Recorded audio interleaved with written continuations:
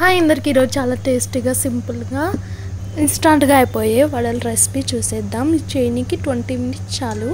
పైన క్రంచీగా లోపల సాఫ్ట్గా ఎంత టేస్టీగా ఉంటాయి. దీనికోసం మిక్సీ తీసేసుకొని మిక్సీలో 2 కప్స్ సూజీ రవ్వన్న బొంబాయి రవ్వన్న వేసేసుకోవాలి. 2 కప్స్కి సూజీ రవ్వకి నేను 1 కప్ అటుకులు వేసేసుకుంటున్నాను. ఒకవేళ మీరు 1 కప్ తీసేసుకుంటే 1/2 కప్పు అటుకులు వేసేసుకోండి. దీని అంతా మిక్సీ వేసేసుకోవాలి. ఇలా పొడిగా రావాలన్నమాట. దాంట్లో 1 కప్పు కర్డ్ వేసేసుకోవాలి. పుల్లగా ఉండకూడదు, పుల్లగా ఉంటే టేస్ట్ బాగా రాదనమాట. సాల్ట్ వేసేసుకొని బాగా మిక్స్ చేసుకోవాలి. కొద్దిగా నీళ్ళు కూడా వేసేసుకోండి. వేసేసుకొని మూత పెట్టి ఒక 10 మినిట్స్ పక్కన పెట్టి ఉడికించుకున్న బంగాళదుంపలు వేసేసుకొని బాగా స్మాష్ చేసుకొని వేసేసుకోవాలి. ఉండలేం లేకుండా బాగా మిక్స్ చేసేసుకోవాలి.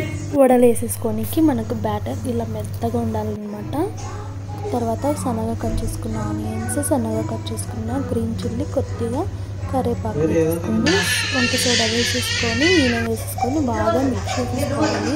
మీకు ఇష్టం ఉంటే ఇంకా అల్లం తరుగు కూడా వేసేసుకోవచ్చు. కడాయి పెట్టి కడాయిలో డీప్ ఫ్రైకి సరిపడా ఆయిల్ పెట్టేసుకొని వడలకి మనం ఎలా షేప్ పెట్టేసుకుంటామో అలా పెట్టేసుకొని వేసేసుకోవాలి.